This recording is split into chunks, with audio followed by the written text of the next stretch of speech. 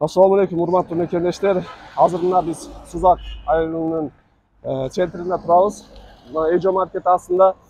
Бул жакта бул видео кылуубуздун себеби Баткенде болуп жаткан окуяларга кайдыгер болбостон колубузда эмне болсо, акчабыз мененби, малыбыз менен, машинабыз менен болсо бир жардам кылайлы деген максатыбыз бар.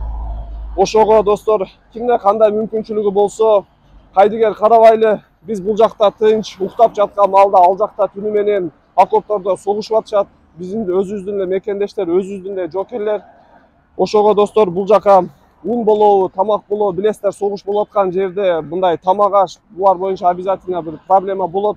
Ошого биз колдоо көрсөтсөк, ушул жерде эч ким кайдыгер карабастан дагы кызматташууга ошол фура, КамАЗ же портер ушундай акелерди чакырабыз кызматташууга. Бизге ошону жардам берсе, биз солярка бензиндерин куюп беребиз. Анан ошол бизде топтолгон жардамды Баткен элине буюрса жакшы жеткирип беребиз ошону жардамды.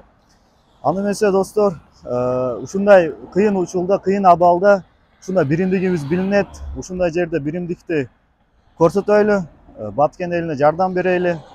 достор, мына Эжо маркеттин астында мына навес бар. Келип ушул жакта колуңарда эмне болсо алып келип таштай бергиле. Биз буюрса бүгүн же болушунча же эртең кылып туруп бир портер менен болсо да алып барабыз.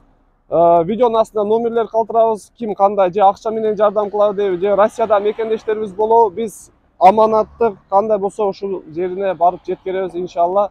Ассаламу алейкум ва рахматуллахи ва баракатух.